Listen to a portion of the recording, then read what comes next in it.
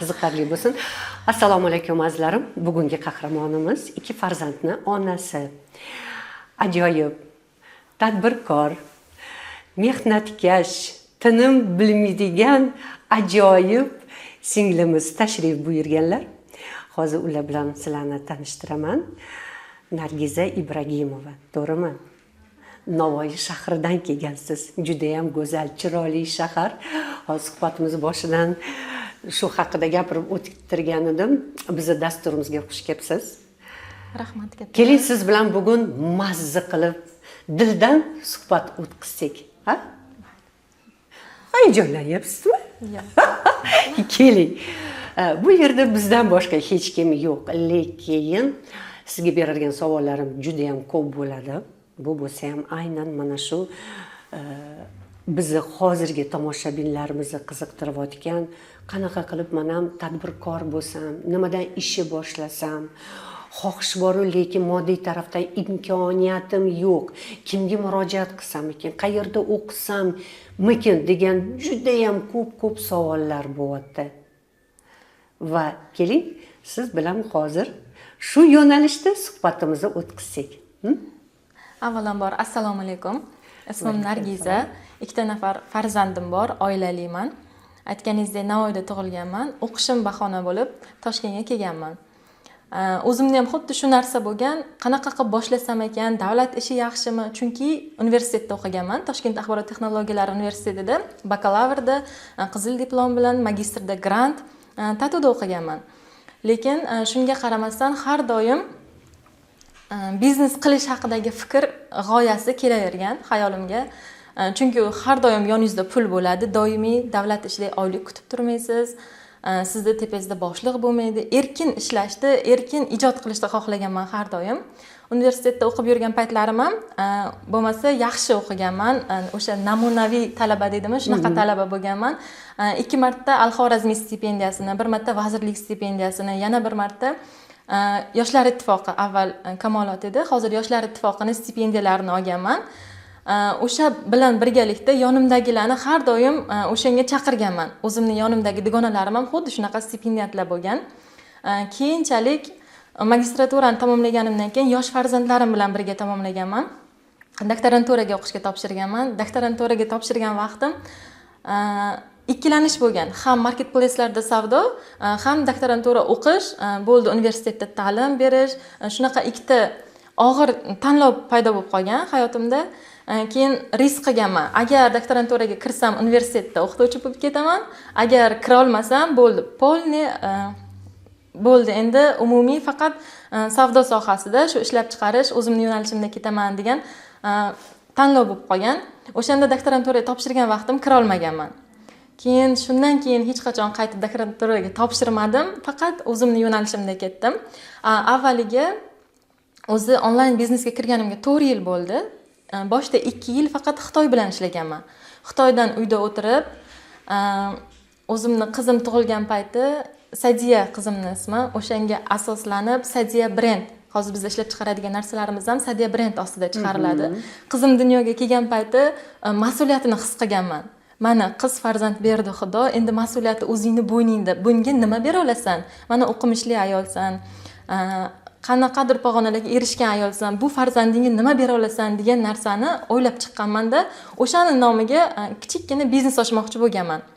Qizimning nomiga atab Sadiya brend ko'pchilik hozir telefon qilsa ham Sadiya opa dedi-da, aslida o'zimning ismim emas, qizimning ismi.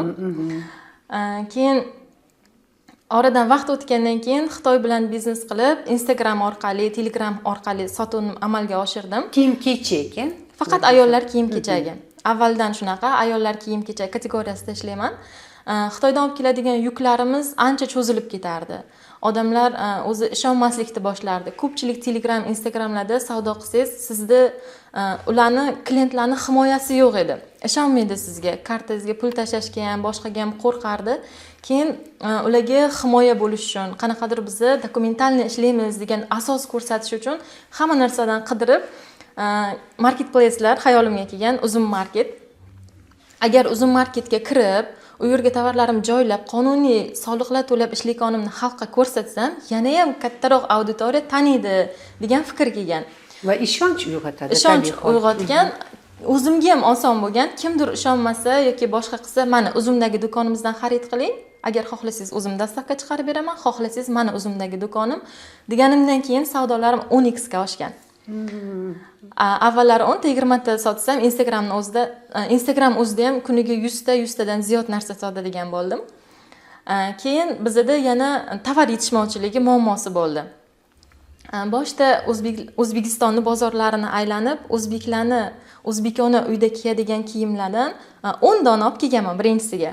Chunki faqat Xitoy narsalarini sotganman, original brend narsalarni. Keyin bu kategoriyaga kirsam ketarmikan? Lekin agar shu yo'nalishga ketsam, har doim tovar ba'zan bo'ladi. Hech qachon kutib qolmayman deb 10 dona ko'ylak olib kelganman-da. Instagram o'zida faqat 100 dakigina reklama qilib qo'yganman. Mana shunaqa tovarlarimiz keldi, uyda o'tirgan ayollarimiz, xohlasanglar shunaqa ko'ylaklarimiz bor deb hammasini ko'rsatib berganman. O'sha o'zi 10 ta narsamni o'zi bir kunda sotilgan. Sotilib, keyin yana ko'p zakazlar tushishni boshlagan. Keyin 1000 ta sotildi, 2000 ta sotildi. Hali yil tugamayapti, sotuvlar zo'r bo'lib ketyapti. O'zi odamlarni o'zi sizga bunaqa yo'qmi deb model tashlaydi, sizni ilhomlantiradi bu. Demak, shunga talab bor ekan deb xo'jayinim bilan ozroq budjet tikib o'zimiz ishlab chiqarishga qaror qilganmiz. Kelinglar, shu brendimizni nomini ostida ayollar kiyimini qilaylik. Ham o'zimga ham o'zimiz narsamizni sotsak ko'proq o'zimizga plyus tomonlari bo'ladi deb. Hozirgi kunda 4 ta ishchimiz bor, bitta bichuvchimiz, qolganlari tikuv ishlari bilan shug'ullanadi. O'sha faqat ayollar kiyimi, uyda kiyadigan ayollar kiyimini chiqaramiz. Orada Valbers uchun, Yandex Marketlar uchun futbolka, finka, shunaqa narsalar ishlab chiqaramiz. Hozirgi kunda faqat doimiy izlanishda shu marketplace'lar uchun. Qancha ko'p mahsulot chiqarsak, qancha ko'p tovar chiqarsak, bizni bozorda ham o'zi asli tadbirkorlar oilasida dunyoga kelganman. Ota-onam, bizda tomon hammasi tadbirkorlar oilasi, hammasi Xitoy bilan ishlashadi. Turmushga chiqqanimdan keyin ham bu xonadon ham tadbirkorlar oilasi, savdogarlar oilasiga turmushga chiqqanman. Shundan ko'rib ham bozorda analiz qilib ko'rganman. Qanaqa savdo bo'ladi, bularda qanaqa qiyinchilik bo'lyapti. Xo'jayinimlarning uyida shu ahvol bo'lgan. Keyin o'ylab qarasam, eng yaxshi yo'l marketplace'lar bo'lgan. Chunki vaqtim ketmaydi, ular ertalab ketadi, kechqurun keladi. Men uyda o'tirib ham xuddi o'shancha daromadni, undan ham ko'proq daromadni topa olar ekanman deb faqat marketplace'larda savdo qilamiz. Avvaliga Uzumga kirdik, keyin Yandex Market ochildi. Yandex Market ochilgandan keyin birinchilardan bo'lib Yandex Marketga ham kirdik. Yaqindagina bizda Valbersda sklad ochildi. Valbers bu butun SNGga yana kengayib ketayotgan marketplace'lardan bittasi. Valbers sklad o'zimizga ochilgandan keyin bizda ombor masalasi butunlay hal bo'ldi. Yuklarimizni Rossiyaga jo'natish shart emas bo'ldi. Keyin Valbersga ham o'zimizni o'zbek kiyimlari ketarmikan? Bizani kiyimlar juda o'zbekona, bizani lekin u auditoriya, ruslashgan auditoriya qanaqa qabul qilar ekan deb eng haqiqiy o'zbekona kiyimlarni qo'yishni boshlaganman. Sinab ko'rish uchun, lekin o'shalar ham yaxshi sotib olib keldi. Hozirgi kunda u yerda ham futbolkalar shunaqa, lekin faqat ayollar kategoriyasida savdo qilib kelamiz. Mashallah, qoyilman. Endi har holda barham bolali o'sha paytingizdan umuman hozir gapirib o'tdingiz, savdogarlar oilasida shakllangan Nargizaxon barham уже biladi-da endi. Onalari, dadalari shu narsalar bilan shug'ullangan. Endi ularni jarayoni boshqacha bo'lib o'tgan, tabiiy hol. O'zlari borib, moli tanlab, u yerda o'sha aeroportda qancha qiyinchiliklar, deylik, tarozi pereveslarga mablag' to'lab, keyin olib kiritirilgan paytdagi siz shakllangan farzandsiz. Lekin hayot zayli bilan shunchalik hozir bizni o'zbek tadbirkorlarga shunaqa imkoniyatlar, sharoitlar zo'r bo'lganki, hozir mana shuncha gapirib o'tdingiz, bir narsa gapirishga ham lol qoldi-da. Shunchalik har taraflama zamon zayli bilan rivojlangan davrda yashayapmiz, to'g'rimi? Shunaqa, faqat harakat qilsa bo'ldi. Hamma imkoniyatlar o'zi sekin-sekin ochiladi. Uyda o'tirib, uni kuzatib, buni kuzatib, lekin o'zi hech nima qilmasa odamlar ko'pchilik o'ylaydi, mana shuni kuzatsam, mana shuni qarasam ilhomlanib qanaqadir harakat keladi deydida, lekin hech qachon o'zi harakat qilmaydi. Qachonki o'rnidan turib o'sha qildimi, shunaqa ishni qilib ko'r, hech bo'lmasa o'sha odam qilgan ishni qilsa ham, o'sha odam erishgan natijaga erishadi. Agar o'zini rivojlantirmasa ham, faqat ko'rib, kuzatib qolmasdan harakat ham qilish kerak. Hozirgi kunda onlayn biznesda o'quvchilarga ham dars o'rgatib kelaman. Hamma marketplacelarda savdo qilishni, lekin ko'pchilik ayollar onlayn biznesga, ayniqsa uzun marketga juda ham yuzaki qarashini endi his qilyapman. Bu onlayn-ku deydi. Agar ozroq qiyinchilik joylari kelib qolsa, hamma biznesda ham baribir qiyinchiliklari bo'ladi. O'rganish jarayonida ham, savdoga tushib ketgan joylarida ham har xil muammolarga duch kelsa, bu onlayn biznes-ku, bunaqa bo'lishi kerak emas deb ozroq onlayn biznesni yengilroq ko'radi. Bu biznesda ham qancha harakat qilsangiz, xuddi shuncha daromad olishingiz mumkin. Offline biznesingiz bo'lsa, qancha harakat qilsangiz, onlayn biznesda ham xuddi shunaqa harakat qilish kerak, yaxshi natija olish uchun. Va qo'l ostingizda qancha o'quvchilaringiz bor? 30 nafardan ortiq o'quvchilarni o'qitdik, onlayn, offline tizimda. Demak, bu narsani albatta hozir bizni farzandlarimizga, mana shu kuzatuvchilarimizga albatta yetkazishimiz kerak. Mana shu suhbatimiz ham bejiz emas. Siz gapirayotganingizdek, onlayn dars nima ham berardi, natija beradimi? Yangi hammasi yuzaki degan fikr paydo bo'lishi mumkin-da, to'g'rimi? To'g'ri. Lekin buni negizida mana bemalol umuman olganda agar xohish bo'lsa, onlayn bo'ladimi, offlayn orqali bo'ladimi, albatta natijaga erishadi o'sha shaxs. Lekin buning uchun albatta qancha qiyinchiliklardan o'tish kerak. Bizning qahramonimiz Nargiza nimalardan eng deylik o'sha sinovli qaysi vaziyatlarni, qaysi bo'lib o'tgan yili siz menga hozir eslab bera olishingiz mumkin? Eng yomon kelgan yili ikkinchi farzandim dunyoga keltirganimda bo'lgan. Qo'limda chaqaloq, beshik tebratardim, klientlarga narsa yetkazib berardim. Beshik tebratib, klientlar bilan gaplashib, chunki kichkina, oralari kichik bo'lgani uchun ikkita farzandim ham hali bog'cha yoshda emas edi. O'zim qarardim. Beshik tebratib turib, klientlarga narsa chiqarib berardim, lekin ular orqa kadrni ko'rmasdi. Orqasida nima bo'lyapti? "Men buni ko'rsating, mana buni ko'rsating" deb, ayniqsa Instagramda xuddi shunaqa juda ham qiyin tomoni shu, har bitta klient bilan o'zingiz gaplashishingiz kerak. Unga qancha vaqt ketadi? Unga qancha vaqt? Agar bir kunda 100 ta narsa sotaman desangiz, siz obed ham qilmasligingiz kerak, boshqa ishlaringizni ham qo'yib, faqat savdoni qilishingiz kerak. O'shanda juda ham qiynalardim, lekin uzun marketga kirganimdan keyin bu umuman o'zgarib ketdi. Hech qaysi klient bilan o'zim gaplashmayman. Qachonki tovarda nimadir muammo bo'lsa, o'zi yozishi mumkin. Mana bu shunaqami, bu razmerga to'g'ri keladimi degan savollarga javob berishim mumkin. Lekin yetkazib berish, klientlarni har bittasiga ko'rsatib, unaqa muammolar hozir o'zimda yo'q. Kechqurun uxlab yotaman, ertalab turgunimcha qanchadir savdo bo'lgan bo'ladi. Yoki o'zimni ishlarimni qilaman, darslar o'quvchilarga tushuntirgan vaqtlarim. Bitta qahramonimiz gapirib o'tdi, uyquda ham pul topsa bo'ladi degan so'zni men o'zim uchun olib qoldim. Uzun marketda xuddi shunaqa yana bitta zo'r plyus tomoni, 15 kundan keyingi moliyaviy ahvolingizni bugungi kuningizdan ko'rsangiz bo'ladi. Bugun qanaqa zo'r savdo qilsangiz, 15 kundan keyin moliyaviy ahvolingiz mana shuncha, примерно 5 millionlar atrofida deb o'zingizga reja tuzsangiz bo'ladi. Chunki va adashmaysiz. Yo'q, aniq hisob-kitob hammasi ko'rinib turadi. Savdolar, uzun marketda plyus tomonlari juda ham ko'p. Bugun savdo bo'ladimi, ertaga savdo bo'ladimi deb bozorda o'tirganda qiynalmaydi bu yerda. Kartochkalarni zo'r qilib, sotuvni oshirib, o'sha xaridorga nima sotikonni yetkazib bersa, klientlarni o'zi sotib olaveradi. O'sha tomonlari yaxshi. Hozir faqat sifat ustida ishlayapmiz. Sifatli narsalar, yaxshi o'zimizga o'zimizni narsalarni sotish tarafdorimiz. Hozir ko'p tovarlar Xitoydan kelyapti, boshqa joydan kelyapti, lekin o'zimizning milliy tovarlarimiz o'sha Xitoy bozorida o'zimizda ayollarni biz xohlagan kiyimlarini topa olmaysiz. Chunki ular millati boshqa, urf-odatlarimizga unchalik to'g'ri kelmaydi. Gapingizga qo'shilaman, bilaman. Shuning uchun o'zimning kategoriyamda Xitoydan yaxshi tovar topa olmaganman. Shuning uchun o'zimiz ishlab chiqaramiz.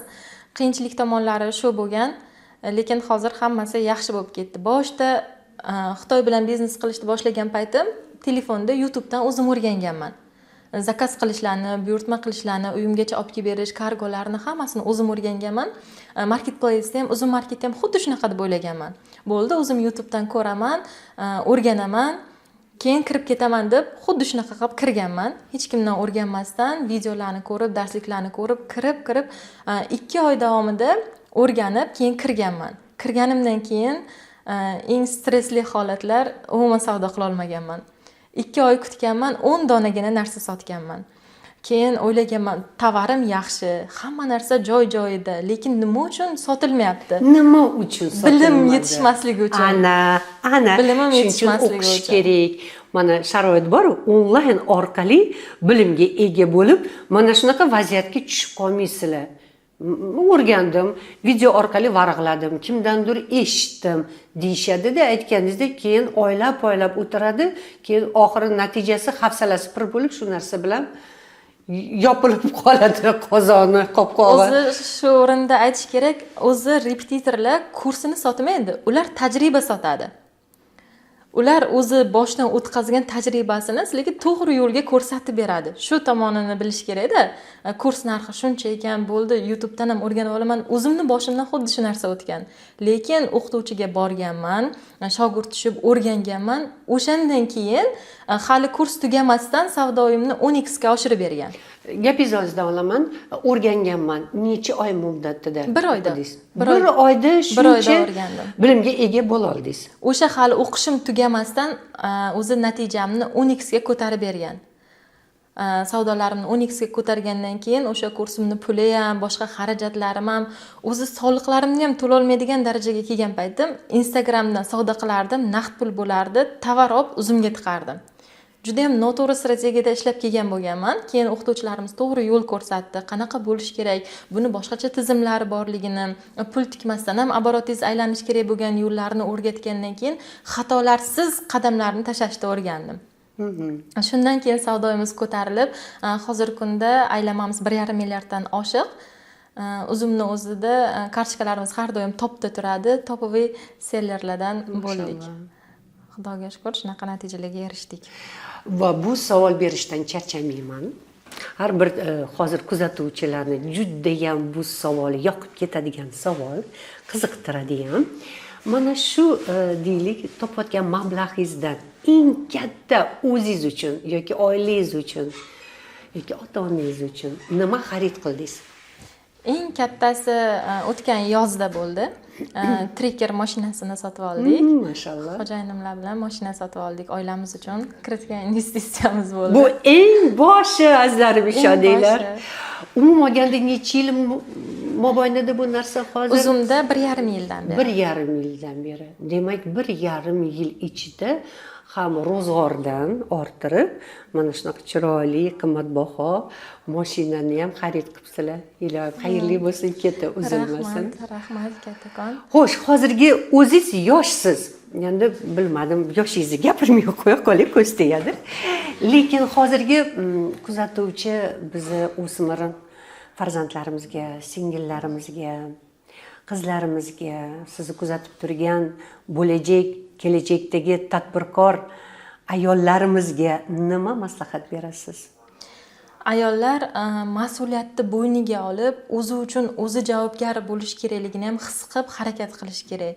O'qishdan, izlanishdan, hunar o'rganishdan charchamaslik kerak.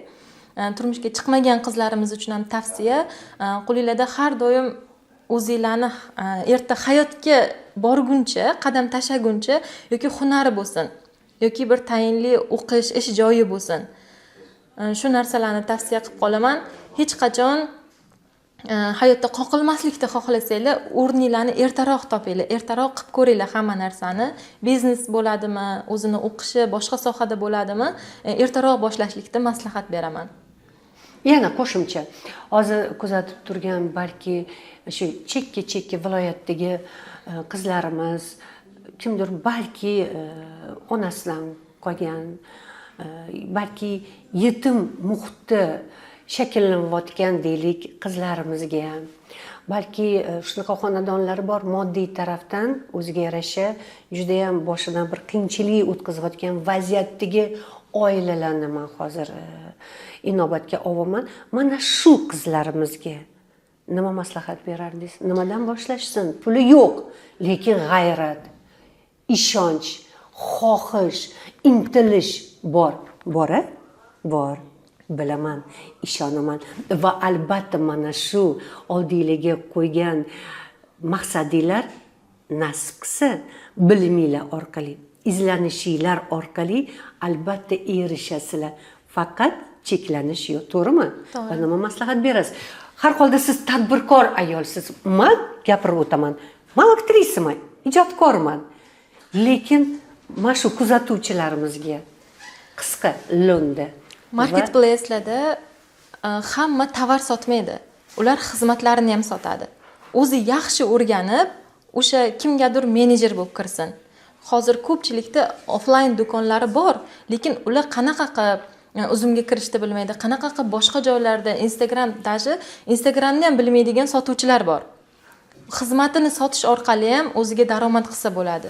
Uzumni, boshqa marketplace'larni zo'r o'rgansinda, o'sha offline do'konda ishlaydigan do'konlarini onlaynga o'tkazib bersin. Bu xizmat hozir ancha qimmat turadi, keyin foizga ham ishlaydi, 25% foizga ham ishlab pul topsa bo'ladi. Bizlarni ko'pchilik biladi, menejerlarimizni so'raydi-da, o'zimizning shogirdlarimizdan do'konchilar so'raydi, yaxshi menejer yo'qmi? O'zimni ishimni davom ettiraveray, offline do'konimni ham, lekin onlaynni ham sotishib bersin. Bular hech qanaqa risksiz, pul tikmaysiz, boshqa qilmaysiz, lekin bilimingiz bilan ularni savdolarini yuritib berasiz. Hamda savdosidan foiz sizga pul chiqarib beradi yoki oylikka kelishib ham ishlasa bo'ladi. Naqadar zo'r. Naqadar zo'r. Bular zo'r imkoniyatlar, foydalanish kerak. Yana nima savol bersam bo'ladi? Aynan mana shu sizni yo'nalishingizda berdim, eshitdingizmi yo'qmi, o'sha daromadingizga nima oldingiz? Mashina xarid qildim dedilar. U shu savolni har bitta qahramonimga nasib qilsa gapiraman. Оборотimiz qancha? 1,5 milliard. Uni ham aytib o'tdim. Uni ham aytib o'tdik, 1,5 milliardda. Hop. Necha men material? Hali 10 minut jang bersa yaxshi bo'lardi. Aha. Yana nima bering, nima savol? O'zi boshida zo'r gapirdilar-da, даже вставка kirishga ham imkoniyat bo'lmadi. Gapirdik-da. Yandex va Uber bilan qanaqa farqlari bor? Uzum bilan. Tishlanib beramizmi? Bularda savdo qanaqa bo'lyapti, uzumga qaraganda? Uzum hali ham anaqadami? Lidermi? Lekin Yandex baribir oqsoqroq, lekin hozir buni aytish qanchalik to'g'ri? Uzumni endi boshlagan paytingizda sizda 10 ta savdo bo'lgan ekan, lekin Yandexga kirdim, sizda o'sha qanaqadir rezultat bor. Hozir shunda boshlagan paytingiz bilan solishtiring-da. Shunda hozir Yandexda zo'rroq ketyapti deganimi? Yo'q, Yandexda sal pastroq ekan. Pastroq. Ha, chunki endi kirib keldi-da, uzum hali bozorda lider. Yoki biznes-woman'da qanaqani qila olasiz, shunaqalar haqida gapirish kerakmi? Keyin bu loyihaga keldim, o'quvchilarga shunaqa bilim bermoqchiman. Nima bo'lishi mumkin Yandex haqida ham o'sha Valbers haqida ham o'sha nimalar. Bu yerda faqat onlayn o'qish bo'ladimi? Endi offlayn ham ko'rishib turamiz faqat. Bo'lmasa nima savol bering bularga hozir zaxlosda? Marketplace'larni farqlang deysizmi? Siz hozir faqat uzumda ishlamas ekansiz, tushunishim bo'yicha. Boshqa marketplace'larni qaysilarida ishlaysiz va ularni qaysilarni ishlash qulayliklarini aytib beringchi, aniqsiz bo'lar ekan. Plyus tomonlarini.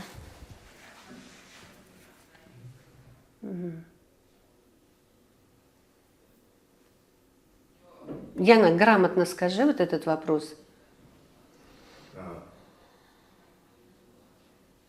Adashmasam, uzumdan tashqari ham boshqa marketplace'larda davom qilasiz.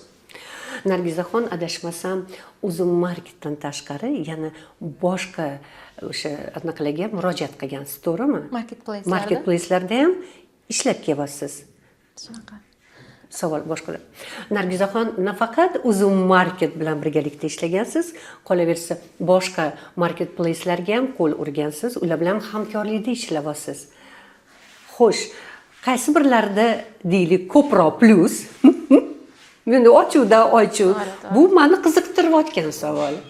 Va endi bu har bir narsa o'zini yo'nalishda olib ketayotgan, xalqqa juda ham naf keltirayotgan tashkilotlar deylikmi? Shundoq ekan, siz uchun qaysi biri ko'proq sizga daromad olib keldi va sir bo'lmasa qancha?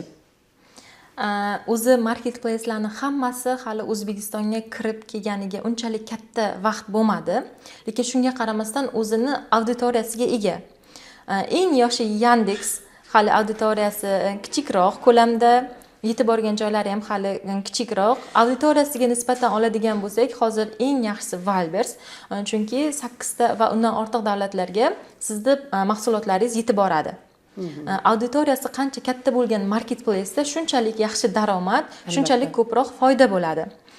Uzun market ham o'zini yaxshigina auditoriyasiga ega. O'zbekistonda hozir ancha oshib boryapti foydalanuvchilar soni. Eng savdosi zo'r bo'ladigani hozirgi kunda Wildberries. Chunki uni auditoriyasi katta, shuni hisobiga. Shaxsan men ham uyda o'tirib olib, qizimga aytaman-ki, yoki Uzun marketga kir, yoki Wildberriesga. Mana shuni ichida biz titkilab, bizga aynan kerakli mahsulotni o'sha yerdan xarid qilamiz. Naqadar qulaylikda, to'g'rimi? Uyda o'tirib olib, borish shart emas. O'zlari yetkazib olib kelib berishadi. Topolmaydigan narsalaringizni ham marketplace'larda topa olasiz. Chunki ular shunaqa ishlaydi, sellerlar nima odamning ehtiyoji, klientlar nimani xohlaydi, nimaga talab bor, o'sha bozorda yo'q narsani olib kiraylik deb, Xitoy bozorlariga ham bekorga sellerlar chiqmaydi, O'zbekistonda hali yo'q bo'lgan narsalarni olib kirish uchun. Bozorda shunaqa to'yintirib boryapti. Bozorda topolmaydigan narsalaringizni ham bemalol marketplace'larda topolsangiz bo'ladi. O'zimda ham shu holat bo'ldi. Qizimning bog'chasida taekvondo forma so'rashdi. Forma. Uni qayerda sotishi hech qachon ko'rmaganman-da u narsani. Sirasiz Uzun marketga kirdim. Uzun marketda yoshi, o'g'il, qiz hamma narsa turgan ekan. O'sha bemalol o'sha yerdan sotib olib, o'zingiz xaridlaringizni amalga oshirsangiz bo'ladi. Juda ham bu qulay. Juda ham qulay. Shaxsan men endi har holda endi yoshlarga nisbatan ancha bizning davrimiz boshqacha bo'lganligi uchun ko'p narsani balki tushunmayman, buni men uyatga qoldirmayman va meni tengxo'rdagi ayollar ham sizlarga nisbatan har holda biz endi bu narsani tushunishni boshlayapmiz. Va mana shu dastur orqali azlarim ijodkor aktrisaman, mana shu narsa meni zimmamga tushgan ekan, ya'ni boshlovchilik qilish. Men shu yerda mazza qilaman. Ya'ni ko'p narsalarni bilib olman. Shunchalik sharoitlar, shunchalik imkoniyatlar bizni farzandlarimizga faqatgina bilim ol. Ajab bo'lmasa onlaynda o'qi. Mana bir oydan keyin mana asta-sekinlik bilan o'zingizni tadbirkorligingizni boshlab yuborasiz. Yoki aksi, uni do'konga yoki deylik Instagramga joylashtirib 2 oy mobaynida 10 tadigina mahsulotingiz sotilishi mumkin. Xolos, to'g'rimi? Bu yerda bo'lsa eng mazza qilayotgan joyim uxlaganingizda ham pul kelaverar ekan. Mana shu jumla menga juda ham bugun yoqib ketdi. Xo'sh, va endi to'g'ri, odam bu to'g'ri narsa, o'zini bo'lajak rejalarini doston qilib gapirib o'tirish bu noto'g'ri. Shaxsan men ham gapirmasdim, lekin deylik mana shu tadbirkor Nargiza, oldingizga nima maqsadlar qo'ydingiz va nimalarga erishmoqchisiz va bizga O'zbekistonga nimalarni olib kiritirmoqchisiz? Bizda alhamdulillah hamma narsa bor, shukr. Lekin ba'zi bir balki biz istagan narsalarimiz balki yo'qdir. Balki mana shu qahramonimiz shu narsalarni olib kiritira olishlari mumkin, to'g'rimi? Kelajakdagi o'zi niyatlarimiz faqat biznesimizni rivojlantirish. Hozirgi kunda o'zimni bilimimga sarmoya kirityapman va farzandlarimni bilimlari uchun sarmoya kirityapman. O'zbekistonga ekspert bo'lib narsalar chiqarib, butun dunyoga brendimizni tanitish niyatimiz bor. Mashallah, juda zo'r. Bu faxr bilan aytiladigan gaplar. Ishoninglar, shaxsan o'zim shu chet el safarlariga chiqqanimda o'zimizni mahsulotimizni ko'rganimda shunaqa quvonib ketaman. G'urur bilan o'sha yerdan xarid qilaman. Toshkentda olsang bo'lardi. Yo'q deyman. O'sha yerdan olaman. O'sha yerda o'zimni O'zbekistonimni hidi kelib turadi-da. Shundoq ekan, ilon izlanishdan charchamang. Juda ham tirishqoq, g'ayratli, ilmli.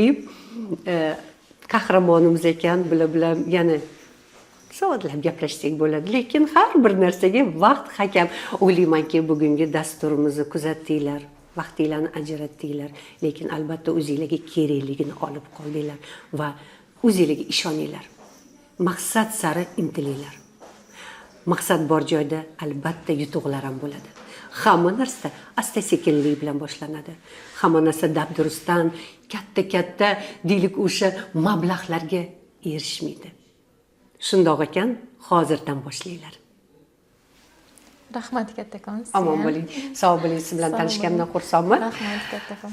Tog' bilan uchrashmaydi, odam bilan uchrashadi, lekin balki 2-3 yillardan keyin Nargiza Ibragimova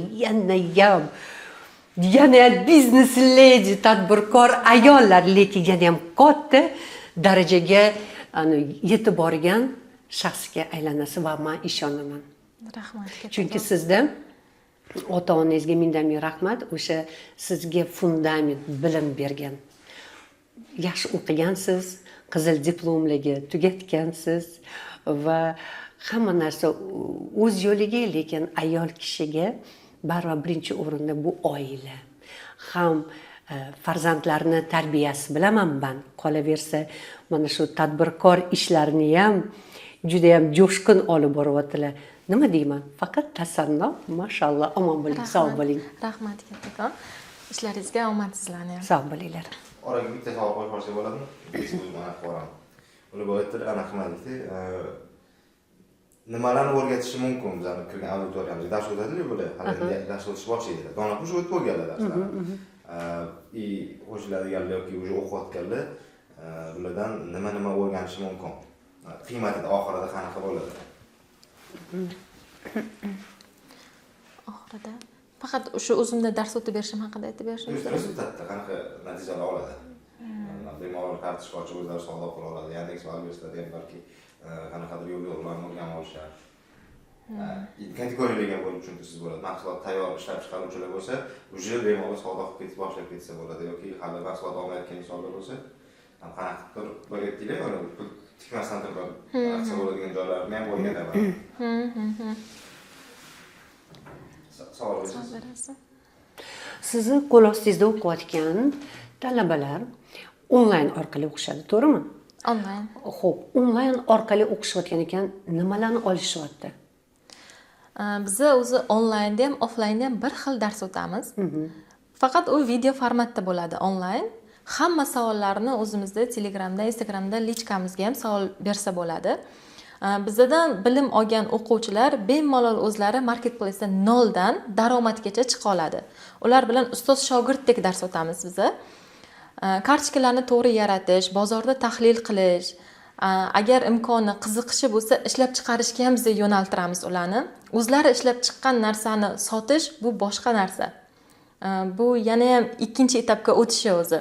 Hamma joyda sizning ismingiz, sizning brendingiz bo'lishi, yana ham ishlashingizga nima deydi? Turtki bo'ladi. Yaxshiroq ishlashingizga turtki bo'ladi. Kartochkalar yarata oladi, bemalol bozorlarda sota oladi. Marketplace'lardan Valbers, Yandex marketplace'larini ham o'rgatamiz. Butun dunyoga chiqib savdo qilish imkoniyatini beramiz.